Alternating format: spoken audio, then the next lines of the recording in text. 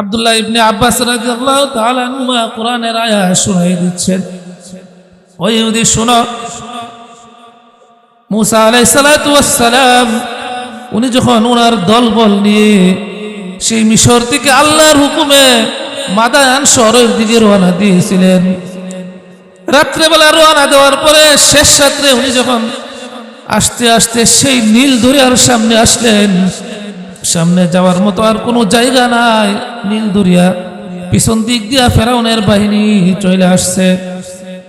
এমন সময় ওনার উম্মতরা বলতে শুরু করলেন, ইয়া মুসা ইন্না লামুদরাকুন, এ মুসা আমরা তো পাকড়াও হয়ে গেলাম, আমরা তো ধরা পড়ে গেলাম। হযরত মুসা আলাইহিস সালাতু ওয়াস সালাম বললেন, কাল্লা ইন্না মা'য়া রাব্বি সায়াহদিন, ও আমার উম্মতরা শুনে রাখো, কখনো না, আমার আল্লাহ আমার সাথে আছে, আমাকে রাস্তা দেখাবে। সুবহানাল্লাহ। আল্লাহর নবী ওনার জন্য দোয়া করেছিলেন, আল্লাহুম্মা ফাক্কিহু ফিদ্দীন ওয়া আল্লিমহুল কুরআন। সেই আব্দুল্লাহ ইবনে আব্বাস রাদিয়াল্লাহু তাআলা আনহুমা খলিফাতুল মুসলিমিনের সেই পেরেশান বিষগ্ন মন দেখে প্রশ্ন করলেন, ও খলিফা আপনি কিসের টেনশন করেন, কি পেরেশানি আপনাকে ভালো করে ধরেছে, আমাকে একটু খুলে বলেন। খলিফাতুল মুসলিমিন বলতেছেন, বাবা এক ইহুদি আমাকে 4টা প্রশ্ন করেছে, আমি যদি ওই 4 প্রশ্নের উত্তর কোরআন থেকে দিতে না পারি তাহলে ইসলামের মান সম্মান যাইবে, কোরআনের মান সম্মান যাইবে, আমার ইজ্জত যাবে। ওই টেনশনে আমি পেরেশান হয়রান হয়ে আছি, কারণ আমি কোরআন থেকে সে উত্তরগুলি কিভাবে দিব সেটা তো আমার জানা নাই। এবার আব্দুল্লাহ ইবনে আব্বাস রাদিয়াল্লাহু তাআলা আনহুমা বলতেছেন, ও খলিফা আমাকে একটু বলেন আপনার প্রশ্নগুলো আমি শুনি। এবার খলিফা ওই প্রশ্নগুলা আব্দুল্লাহ ইবনে আব্বাস রাদিয়াল্লাহু তাআলা আনহুমার কাছে ব্যক্ত করলেন।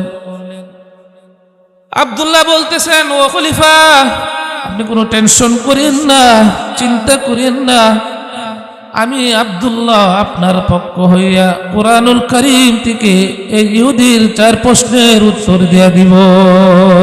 সুবহানাল্লাহ, আমি দিয়া দিব, আপনি টেনশন করেন না, আপনি নিশ্চিত থাকেন।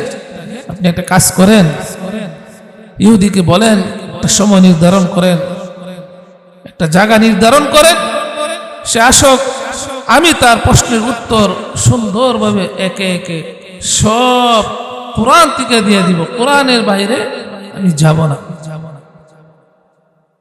ও মুসলমান, কত কঠিন 4টা প্রশ্ন, অনেক কঠিন 4টা প্রশ্ন, কিন্তু কোরআনের জ্ঞান এত বেশি, কোরআনের জ্ঞান এত বেশি, এমন কঠিন প্রশ্নের উত্তর কোরআন থেকে দেওয়ার জন্য প্রস্তুত হয়ে গেলেন। খলিফাতুল মুসলিমিন হযরতে ওমর ফারুক রাদিয়াল্লাহু তাআলা আনহু ওই ইহুদিকে জানিয়ে দিলেন, সময় নির্ধারণ করলেন। মানুষের মধ্যে কৌতূহল, দেখি কেমন ভাবে উত্তর দেই, কি উত্তর দেই। মুসলমানেরাও একত্রিত হয়ে গেল, ইহুদিরাও একত্রিত হয়ে গেল, খ্রিস্টানরাও একত্রিত হইয়া গেল, মক্কার কাফের যারা ছিল তারাও একত্রিত হইয়া গেল। দেখি ওই 4 প্রশ্নের উত্তর কি আসে দেখি। সকলে যখন একত্রিত হইয়া গেল, বিশাল বড় মজমা, বিশাল বড় আয়োজন করা হলো। সকল মানুষেরা যখন একত্রিত হইল, এবার আব্দুল্লাহ ইবনে আব্বাস রাদিয়াল্লাহু তাআলা আনহুমাকে অনুষ্ঠানের মধ্যে উপস্থিত করা হলো। সমস্ত বড় বড় সাহাবারা যেখানে উপস্থিত, একটা ছোট্ট বাচ্চা সে সকলের উপরে একটা চেয়ারের মধ্যে বসে পড়ছে। সুবহানাল্লাহ। দেখেন, এলেম মানুষকে, কোরআনের এলেম মানুষকে দামি বানায় দেয়। যেটা আল্লাহ আমার তেলাওয়াতকৃত আয়াতের হাদিসের মধ্যে বলেছেন, ইন্নাল্লাহা ইয়ারফা'ু বিহাযাল কিতাবি আকওয়ামা, নিশ্চয় আল্লাহ তাআলা উঁচু করে দেন, সম্মান বাড়াই দেন, বিহাযাল কিতাব, এই কিতাবের দ্বারা অর্থাৎ কোরআন দ্বারা মানুষের ইজ্জত আল্লাহ তাআলা বাড়াই দেন। অনেক মানুষের সম্মান, অনেক কওমের সম্মান ইজ্জত আল্লাহ এই কোরআন দ্বারা বাড়িয়ে দেন। ছোট্ট একটা বাচ্চা, বড় বড় সাহাবায়ে কেরাম যেখানে নিচে বসা, আর একটা ছোট্ট বাচ্চা সকলের উপরে চেয়ারের মধ্যে বসে আছে। সুবহানাল্লাহ। কোরআন মানুষকে দামি বানিয়ে দেয়, কোরআন মানুষের মর্যাদা বাড়িয়ে দেয়। ও মুসলমান, কোরআনকে আঁকড়ে ধরলে সে কোরআন আপনাকে দুনিয়াতেও দামি বানিয়ে দিবে, আখিরাতেও দামি বানিয়ে দিবে। সে কোরআনকে যারা ধরছে তারা দামি হয়ে গিয়েছে। এই জন্য সাহাবায়ে কেরাম এত দামি, যারা কোরআনকে আঁকড়ে ধরেছে আল্লাহ দুনিয়াতেও তাদের ইজ্জত সম্মান সব কিছু বাড়িয়ে দিয়েছে। তো মুসলমান, যেই কথাটা বলতেছিলাম প্রস্তুত হয়ে গেল বিশাল বড় মজমা, শত শত মানুষ যে জায়গায় উপস্থিত। আব্দুল্লাহ ইবনে আব্বাস রাদিয়াল্লাহু তাআলা আনহুমা ওই প্রশ্নের গুলো উত্তর দিতে শুরু করে দিলেন। এক নম্বর প্রশ্ন ছিল, পৃথিবীতে এমন একটা কবর, যে কবরটা জীবিত, কবরের ভিতরে লাশটাও জীবিত, কোথায় সেই কবরটা? কবরের লাশটা বা কার লাশ? আব্দুল্লাহ ইবনে আব্বাস রাদিয়াল্লাহু তাআলা আনহুমা কোরআনের আয়াত পড়ার আগে বুঝার জন্য আপনাদেরকে সেই ঘটনাটা একটু সংক্ষেপে বলি। হযরত ইউনূস আলাইহিস সালাতু ওয়াস সালাম আল্লাহর নবী ছিলেন।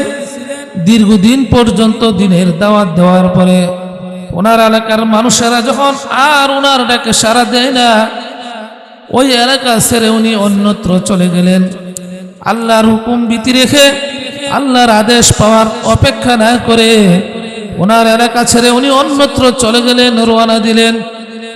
পথের মধ্যে একটা বিশাল বড় সাগর, নদী, জাহাজ দিয়ে পার হতে হয়। ওই জাহাজের উপরে উনি আরোহণ করলেন। জাহাজের মধ্যে আরোহণ করার পরে ওই জাহাজ আর চলে না। সমস্ত মানুষেরা মিলে লটারি দিলেন। এই জাহাজের ভিতরে মনে হয় এমন একটা মানুষ রয়েছে যে মালিকের অনুমতি ছাড়া না বইলে চলে আসছে। শেষ পর্যন্ত লটারির মাধ্যমে ইউনূস আলাইহিস সালাতু ওয়াস সালাম অপরাধী সাব্যস্ত হইলেন। নদীতে উনি ঝাঁপ দিলেন, বিশাল বড় একটা মাছ এসে ওনাকে খেয়ে ফেললেন। সুবহানাল্লাহ। এটা অনেকে আমরা জানি। এই যে মাছটা, এটা হলো একটা কবর। এই মাছের ভিতরে যিনি আছেন উনি কি বলেন, একটা মুর্দার মতো নিত। ওই জায়গায় কি মানুষ কেউ বাঁচে? বাঁচার কোনো সুযোগ নেই। ওই ঘটনাটা কুরআনুল কারীমের সূরাতুস সফার ভিতরে আছে। ওয়া ইন্না ইউনুস লামিনাল মুরসালিন ইয আবাকা ইলাল ফুলকিল মাশহুন فساهم فكان من المضحضين فالتقمه الحوت وهو مليم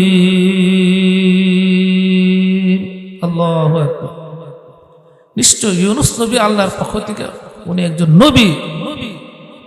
উনি যখন পলায়ন করে জাহাজে আরোহণ করলেন, লটারির মাধ্যমে উনি অপরাধী সাব্যস্ত হইলেন। তারপরে ওনাকে মাছে খেয়ে ফেললেন। সেই মাছটা এটা একটা কবরে রূপান্তরিত হয়ে গেল, আর উনি মাছের ভিতরে একজন মুর্দা হিসেবে জীবিত। ওই মাছের ভিতরে উনি আল্লাহর জিকির করতেছিলেন। তারপরের আয়াতের মধ্যে আসছে, উনি যদি জিকির না করতেন তাহলে ওই জায়গায় উনি আর বাঁচতে পারতেন না। সুবহানাল্লাহ। এক প্রশ্নের উত্তর শেষ। এবার বলতেছেন, ও ইহুদি, তোমার 2 নম্বর প্রশ্ন বলো। ইহুদি বলতেছেন, হ্যাঁ মুসলমানের বাচ্চা, ছোট ছেলে, শুনো, আমার 2 নম্বর প্রশ্ন হলো, পৃথিবীতে এমন একটা রাস্তা রয়েছে যে রাস্তার মধ্যে সূর্যের আলো একবার পতিত হয়েছে, কিয়ামতের আগে আর কোনোদিন সূর্যের আলো পৌঁছবে না। আব্দুল্লাহ ইবনে আব্বাস রাদিয়াল্লাহু তাআলা আনহুমা কোরআনের আয়াত শুনিয়ে দিচ্ছেন, ওই ইহুদি শোনো, মুসা আলাইহিস সালাতু ওয়াস সালাম উনি যখন ওনার দলবল নিয়ে সেই মিশর থেকে আল্লাহর হুকুমে মাদায়ান শহরের দিকে রওনা দিয়েছিলেন, রাত্রেবেলা রওনা দেওয়ার পরে শেষ রাত্রে উনি যখন আস্তে আস্তে সেই নীল দরিয়ার সামনে আসলেন, সামনে যাওয়ার মতো আর কোনো জায়গা নাই, নীল দরিয়া, পিছন দিক দিয়া ফেরাউনের বাহিনী চলে আসছে। এমন সময় ওনার উম্মতরা বলতে শুরু করলেন, ইয়া মূসা ইন্না লামুদরাকুন, এ মূসা আমরা তো পাকড়াও হয়ে গেলাম, আমরা তো ধরা পড়ে গেলাম। হযরত মূসা আলাইহিস সালাতু ওয়াস সালাম বললেন, কাল্লা ইন্না মা'য়া রাব্বী সায়াহদিন, ও আমার উম্মতরা শুনে রাখো, কখনো না, আমার আল্লাহ আমার সাথে আছে, আমাকে রাস্তা দেখাবে। সুবহানাল্লাহ, আমার আল্লাহ আমাকে রাস্তা দেখাবে। কি ঈমান! সেই ঘটনাটা মুসা আলাইহিস সালাতু ওয়াস সালাম আল্লাহর প্রতি কি ভরসা, কি বিশ্বাস করেছেন, সেই বিশ্বাসের কারণে আল্লাহ রাব্বুল আলামিন মুসা আলাইহিস সালাতু ওয়াস সালামের জন্য, উনার উম্মতের জন্য এই নীল দরিয়ার মধ্যে 12টা রাস্তা করে দিয়েছিলেন। কয়টা রাস্তা বলেন? 12টা রাস্তা, একটা দুইটা না, 12টা। একটা করলে চলতো, তাদের মধ্যে দল বিদল আছেন, ঝগড়া আছেন, এক এক গোষ্ঠীর জন্য এক একটা রাস্তা। সেই 12টা রাস্তা করার কারণে 12টা রাস্তা দিয়ে 12টা গোত্র তারা চলে গিয়েছিল ওই নীল দরিয়াতে। যে সময় রাস্তা হয়েছিল আর কোনোদিন ওই জায়গায় সূর্যের আলো পৌঁছবে না, একবারে পৌঁছছিল।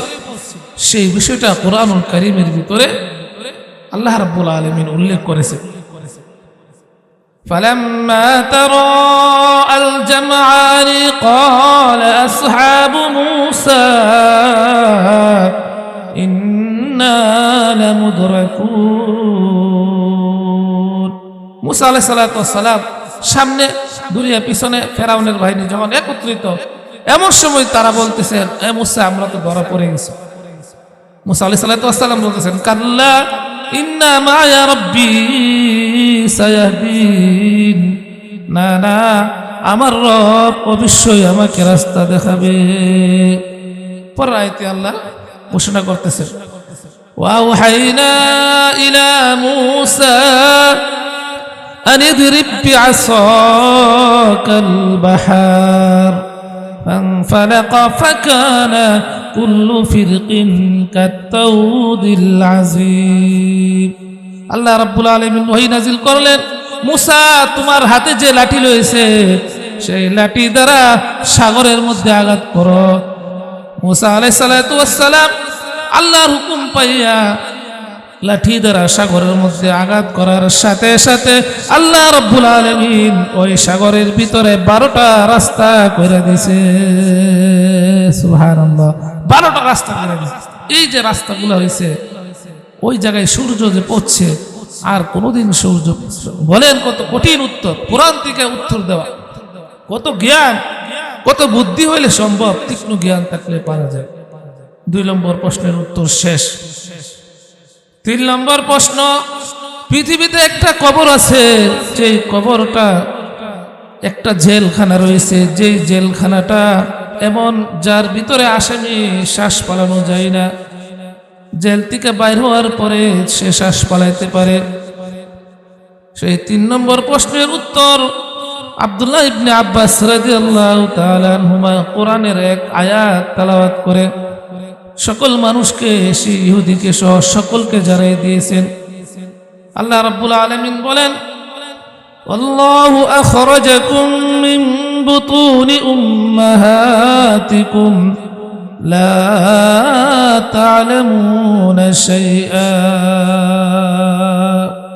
আল্লাহ রাব্বুল আলামিন আপনাকে আমাকে যে মার গর্ভ থেকে বের করেছে, যে মার পেটটা, এটা একটা জেলখানা। এখানে কিন্তু আপনি আমি জীবিত আছি, ছিলাম, যারা আছে তারাও জীবিত। শ্বাস ফালানো যায়, কি বলেন, শ্বাস ফালানো যায়। যখন দুনিয়াতে ভূমিষ্ঠ হয় তখন আয়সা শ্বাস ফালা, চিৎকার দিয়ে কান্দে হাসে, এর আগে শ্বাস ফালানোর অনুমতি নেই। বলেন দি, এটা একটা প্রশ্ন হইল, আর এটা কোরআন দিয়ে উত্তর দিতে হইব, কত কঠিন। আসলে মানে বিব্রত ভূত তৈরি করা, কিভাবে পেছে ফালানো, প্রশ্ন কইরা ইসলামকে কিভাবে অক্ষুণ্ণ করা যায় বা বেকায়দায় ফালাই যায়।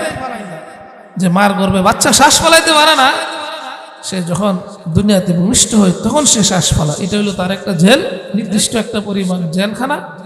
সে যখন বাইর হয় তখন সে শ্বাস ফালা। তিনটা প্রশ্নের উত্তর বুঝতেছেন নি আপনারা? তিনটা শেষ।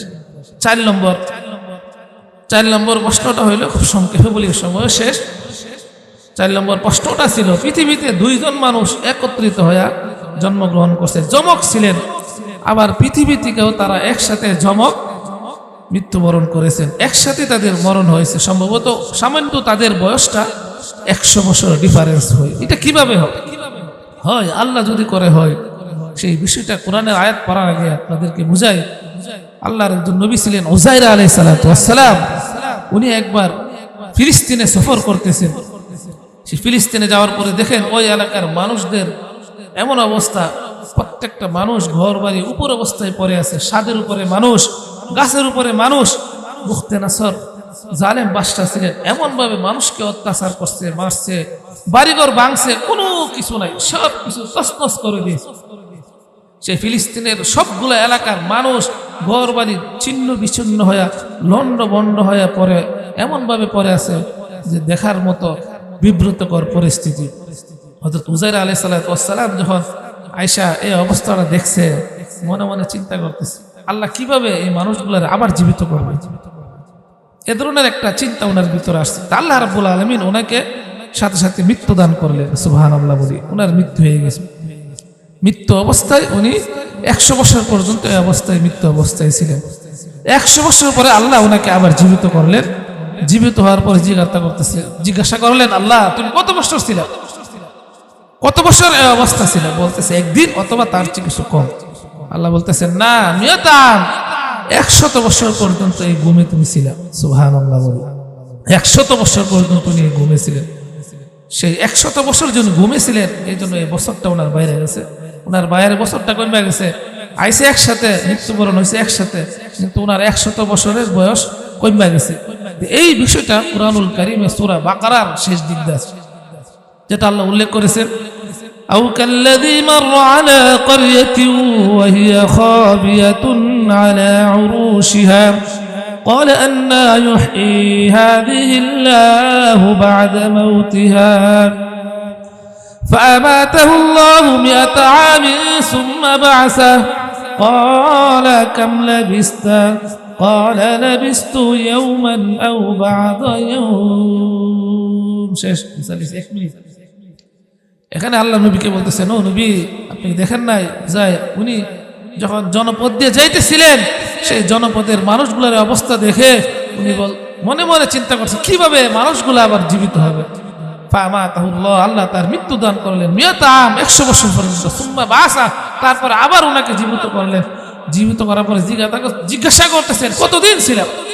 আলা কামলা বিস্তা মিয়াতা আও বাদা ইয়াউম, 1 দিন অথবা 1 দিন থেকে কম। না, তুমি 100 বছর পর্যন্ত জীবিত মৃত্যু অবস্থায় ছিলা। এই ঘটনাটাই কুরআনুল কারীমের ভিতরে আল্লাহ রাব্বুল আলামিন বুঝাই দিলেন। আল্লাহর একটা কুদরত কোরআনের আয়াত দ্বারা উনি উত্তর দিয়ে দিলেন।